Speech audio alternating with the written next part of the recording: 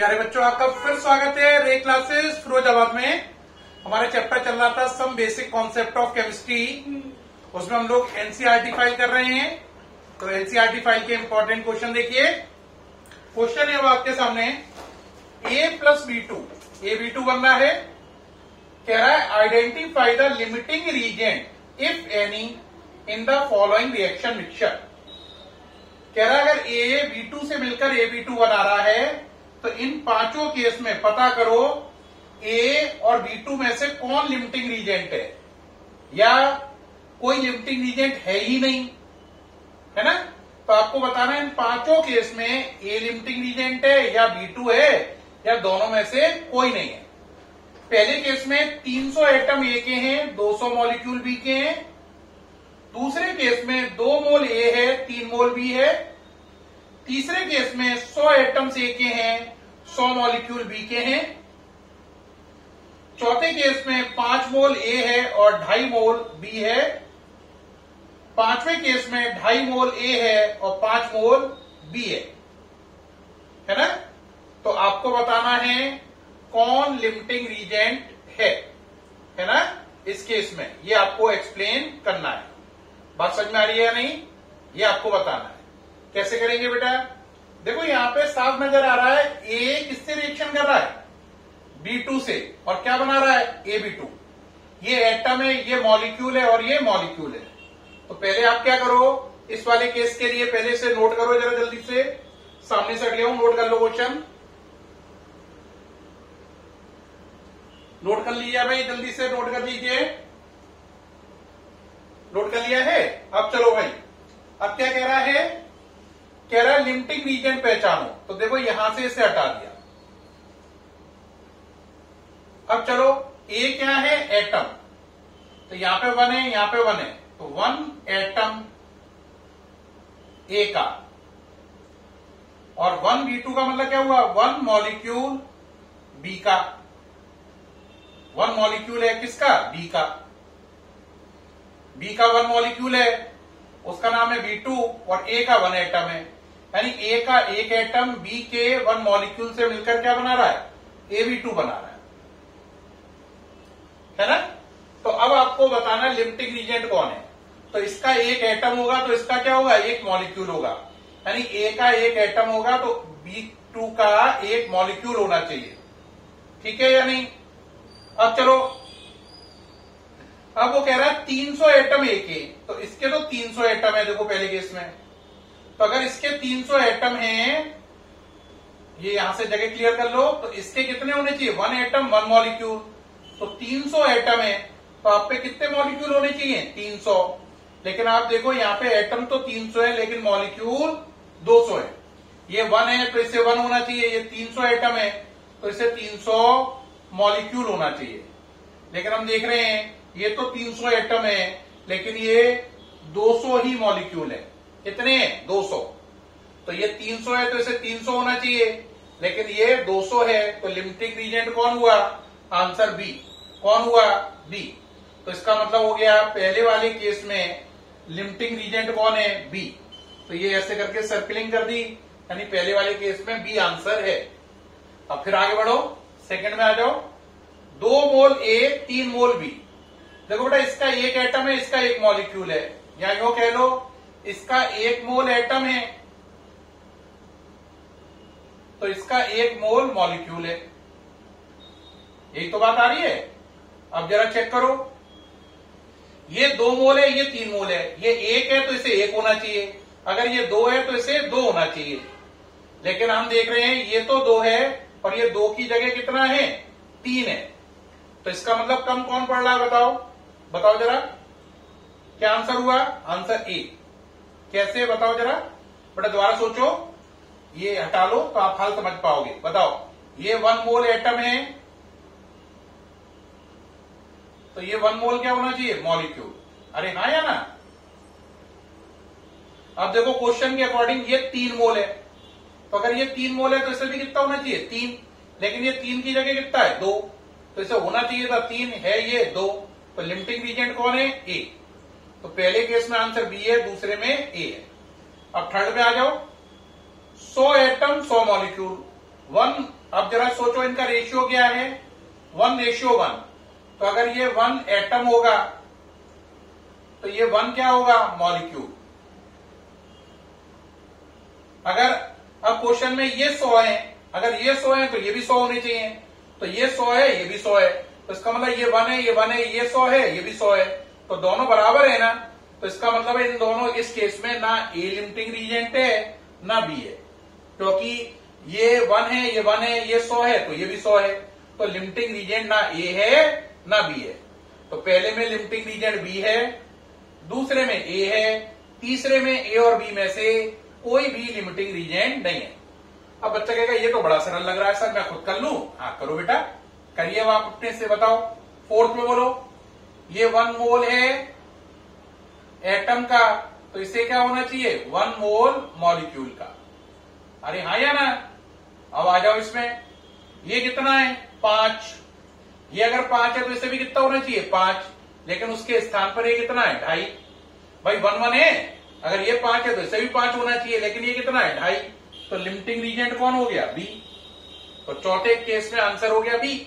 अब पांचवें में आ जाओ, ये 1 है तो ये 1 है, अगर ये 2.5 है तो इसे भी कितना होना चाहिए, 2.5, है ना।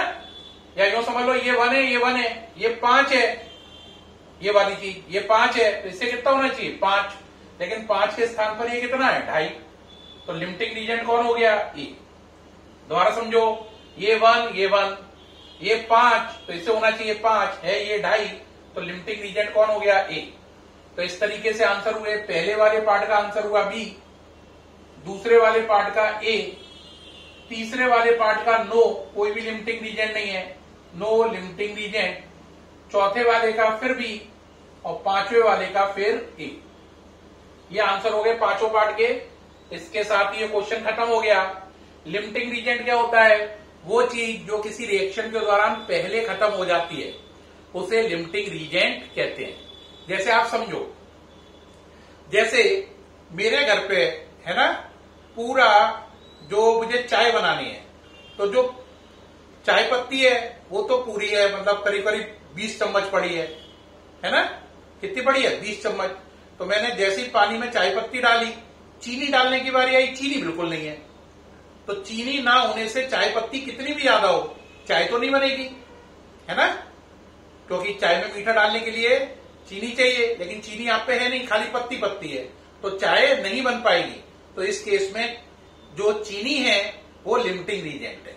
लिमिटिंग रीजेंट वो होता है जो किसी रिएक्शन में पहले खत्म हो जाता है, या जिसकी कमी की वजह से रिएक्शन आगे बढ़ नहीं पाती है। तो ये पांचों केस में मैंने लिमिटिंग रीजेंट आपको पहचान के बता दिए। अब ये क्वेश्चन कंप्लीट है, इसको इरेज कर रहे हैं, नेक्स्ट क्वेश्चन ले रहे हैं एनसीईआरटी का। नेक्स्ट क्वेश्चन पे आए। नेक्स्ट क्वेश्चन है, व्हाट इज डिफरेंस। कह रहा है क्या डिफरेंस होगा, किसमें, between 0.50 molar Na2CO3 and 0.50 capital M Na2CO3। कह रहा है Na2CO3 0.5 मोलर हो और Na2CO3 0.5 मोलर हो, तो इन दोनों में क्या अंतर होगा। तो देखो दोनों में क्या अंतर होगा बेटा, अगर आपने लिखा 0.50 स्मॉल है, तो इसका मतलब हो गया 0.5 का मतलब हो गया आधा, इसका मतलब half mole of Na2CO3, half का मतलब 0.5 mole, half mole of Na2CO3 is present in 1000 gram of water या सॉल्वेंट। इसका मतलब आधा मोल है Na2CO3 का, जबकि पानी 1000 ग्राम है। एक तो बात पानी की हो रही है, यानी कि सॉल्वेंट की, और ऊपर से उसका वजन दे रखा है कितना, आंसर 1000 ग्राम। लेकिन अगर आपने लिखा 0.50 कैपिटल M, तो इसका मतलब हुआ half mole of Na2CO3 is present in 1 litre यानी 1000 ml ऑफ सॉल्यूशन। देखो बेटा अंतर समझ में आया। दोनों में आधा मोल है, लेकिन इसमें 1000 ग्राम पानी है। 1000 है, ग्राम है और पानी है। इसमें 1000 ग्राम की जगह तो ml हो गया और पानी की जगह सॉल्यूशन हो गया। सॉल्यूशन का मतलब Na2CO3 प्लस वाटर। तो इसमें 1000 ग्राम पानी है, जबकि इसमें 1000 ग्राम की जगह 1000 ml है और पानी और Na2CO3 मिलाकर है। तो ये डिफरेंस हो गया 0.5 मोलर और 0.5 मोलर में। दोनों में आधा आधा मोल घुला हुआ है। दोनों में कितना घुला हुआ है? आधा आधा मोल। एक में 1000 ग्राम पानी में घुला हुआ है और दूसरे में 1000 ml सॉल्यूशन में घुला हुआ है। ये दोनों में डिफरेंस है। ये उम्मीद है आपने नोट कर लिया होगा। जल्दी से नोट कर लें।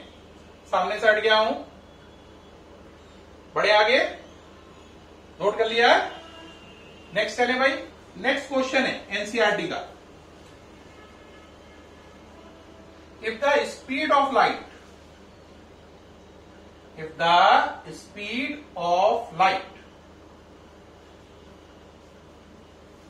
is 3 into 10 की पावर 8 मीटर पर second and it travel for 2 nanosecond, then find out the distance traveled। क्या क्वेश्चन क्लियर हुआ? कह रहा है इस लाइट की स्पीड 3 into 10 की पावर 8 मीटर पर सेकेंड है और वो लाइट 2 नैनो सेकेंड तक चल रही है। तो बताइए 2 नैनो सेकेंड चलने के बाद वो कितनी डिस्टेंस ट्रेवल कर लेगी, कितनी डिस्टेंस चल जाएगी अगर इतनी स्पीड से 2 नैनो सेकेंड तक चले। देखो बेटा डिस्टेंस ट्रेवल निकालने के लिए एक ही फॉर्मूला होता है, डिस्टेंस इक्वल टू होता है स्पीड इनटू टाइम, है ना। अब चलो डिस्टेंस निकालना है। स्पीड कितनी है? 3 into 10 की पावर 8 मीटर पर सेकेंड। टाइम कितना है? 2। नैनो वर्ड को हटाने के लिए 10 की पावर -9 2 और ये नैनो के लिए आया 10 की पावर -9 और ये बन गया सेकेंड। याद रखना 2 नैनो सेकेंड का मतलब हुआ 2 नैनो सेकेंड का मतलब हुआ 2 into 10 की पावर -9 सेकेंड। तो टाइम को सेकंड में लिखना होता है, इसलिए नैनो वर्ड को हटाने के लिए 10 की पावर -9 टर्म का यूज किया। अब इसे हटा दो, मल्टीप्लाई कर लो। ओके, मल्टीप्लाई में क्या खास बात है सर? कर लीजिए। 3 2 जा 6, ठीक, 3 2 जा 6। अब ये कितना हुआ बोलो? 10 की पावर 8 है और ये कितना है? -9 है। तो कितनी बची? -1। तो कितना हो गया?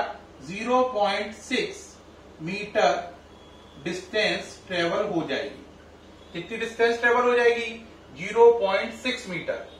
कितनी चलेगी? 0.6 मीटर।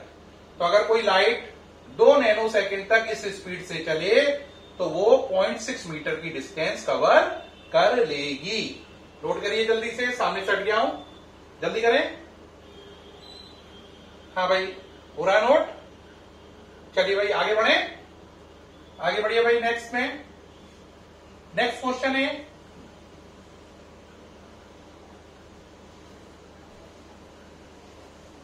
नेक्स्ट क्वेश्चन में वो कह रहा है if 10 volume H2 10 volume dihydrogen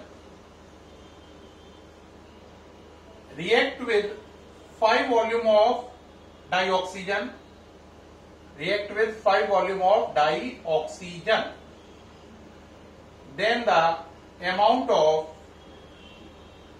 volume of H2O यानी water, then the volume of water produce, या then the volume of H2O produce। कह रहा है अगर 10 वॉल्यूम डाइहाइड्रोजन 5 वॉल्यूम डाइऑक्सीजन से रिएक्शन करे तो बताओ कितना वॉल्यूम बनेगा H2O का। ये 10 वॉल्यूम है, ये 5 वॉल्यूम है, इसका वॉल्यूम बताना है। बेहद ही सरल क्वेश्चन रहा। रिएक्शन होती है 2H2 plus O2 1O2 equal to 2H2। इसे 1 हटा भी सकते हैं आप, तो 2H2 प्लस O2 2H2O, कुछ नहीं लिखा तो आगे 1 है। तो इसका मतलब जब इसके 2 वॉल्यूम है तो इसका 1 वॉल्यूम होगा, और पानी के कितने वॉल्यूम बनेंगे? 2। ये बात समझ में आ गई? ये 2, ये 1, ये 2। अब क्वेश्चन के अकॉर्डिंग इसके कितने वॉल्यूम है? 10। अकॉर्डिंग टू क्वेश्चन ये 10 है, क्वेश्चन के अकॉर्डिंग QE लिख लो। और ये कितना है? 5 है। जरा सोचो, ये 2 है तो ये 1 है, जितना ये है उससे इससे आधा होना चाहिए। ये 10 है तो ये 5 है, बिल्कुल सही है। तो इसका मतलब कोई भी लिमिटिंग रीजेंट नहीं है। ये 2 है तो ये 1 होना चाहिए। ये 2 का 5 गुना 10 हुआ तो ये 1 का 5 गुना 5 हो गया। तो इसका मतलब यहां पर ना तो ये लिमिटिंग रीजेंट है ना ये, तो आंसर रहा लिमिटिंग रीजेंट कोई भी नहीं है, नो। अब आंसर इसका निकालना है। जब लिमिटिंग रीजेंट कोई भी ना हो तो कैलकुलेशन किसी भी रिएक्टेंट से कर लेते हैं। अगर लिमिटिंग रीजेंट कोई होता तो कैलकुलेशन केवल उससे की जाती। और अगर बेटा ध्यान रखना, अगर लिमिटिंग रीजेंट कोई भी नहीं है तो आप कैलकुलेशन किसी से भी करो, सारे रिएक्टेंट में से कोई भी सेलेक्ट कर लो। लेकिन अगर लिमिटिंग रीजेंट है तो कैलकुलेशन हमेशा लिमिटिंग रीजेंट से ही की जाती है। तो देखो भाई, यहां पे लिमिटिंग रीजेंट कोई भी नहीं है, तो आप कैलकुलेशन चाहे H2 से करो चाहे O2 से करो। मान लो इससे कर रहे हो तो ये 2 है, ये 2 है, ये 10 है, तो ये कितना होगा? 10। तो बस आंसर 10 आ गया। एक बच्चा कहेगा नहीं इससे कर रहा हूं, तो ये 1 है तो ये 2 है, ये 5 है तो ये कितना होगा? 10। तो चाहे आप इससे आंसर निकालो तब भी 10 आएगा, चाहे इससे निकालो तब भी 10 आएगा। तो आंसर H2O कितना बना? H2O कितना बना? इसका आंसर हो गया हमारा 10 वॉल्यूम। कैसे किया? 2 2 10 तो 10। एक और टेक्निक क्या हो सकती है? 1 2 तो ये 5 तो ये 10। तो चाहे आप इससे आंसर निकालो चाहे इससे, आंसर कितना आएगा? 10 वॉल्यूम ही आएगा। तो इसका आंसर हो गया 10 वॉल्यूम। नोट करिए जल्दी से, सामने से हटा हुआ हो गया भाई। अब इसको भी हटा रहा हूं। नेक्स्ट क्वेश्चन चलिए, नेक्स्ट क्वेश्चन पे आ जाओ प्यारे बच्चों। क्या क्वेश्चन है? क्वेश्चन है MnO2 यानी manganese dioxide react with hydrochloric acid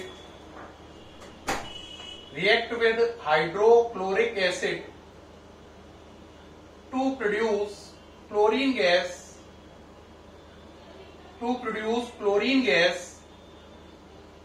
according to the reaction। अब रिएक्शन दे रखी है उन्होंने। क्या रिएक्शन है? MnO2 plus 4HCl, MnO2 plus 4HCl equal to MnCl2 plus 2H2O plus Cl2। ये रिएक्शन है। अब आगे बोल रहा है इफ द वेट ऑफ या if the mass of MnO2 is 5 gram, then ये 5 लिखा है बच्चों।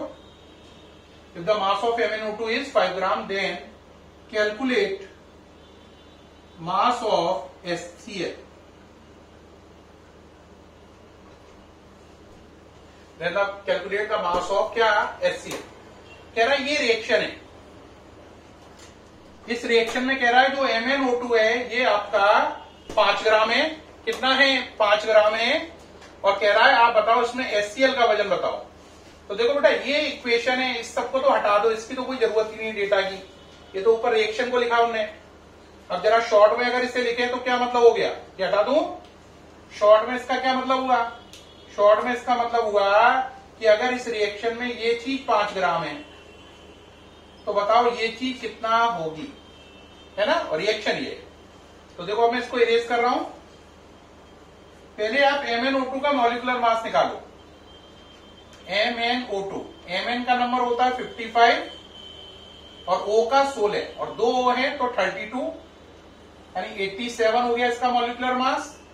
तो यहां पे लिख देंगे मॉलिक्यूलर मास ऑफ MnO2। अब मॉलिक्यूलर मास निकालो HCl का।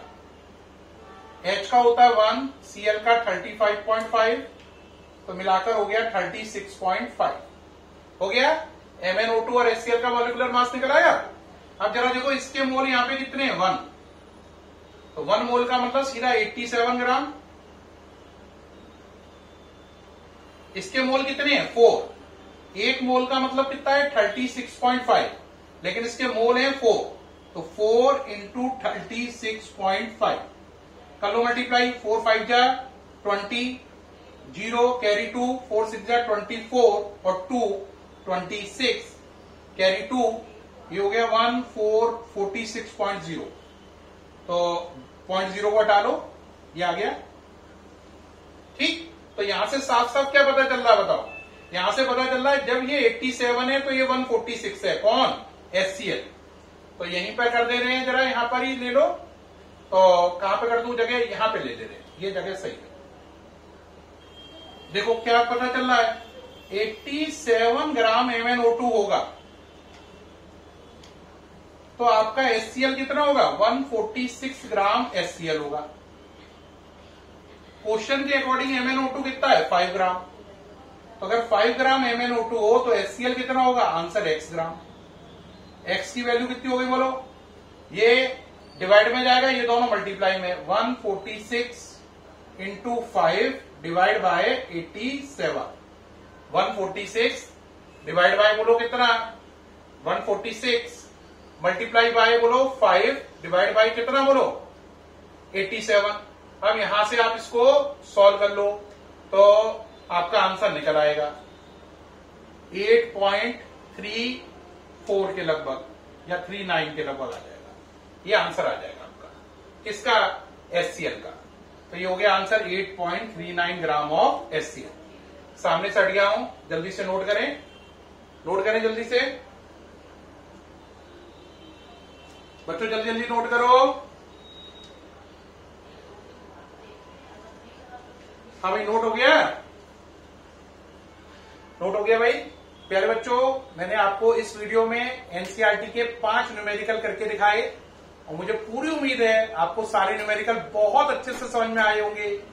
फिर भी कोई डाउट हो तो आप व्हाट्सएप करके पूछ सकते हैं। सभी बच्चों को बहुत बहुत थैंक्स और आगे से खूब मन लगा के पढ़ें। Thank you very much.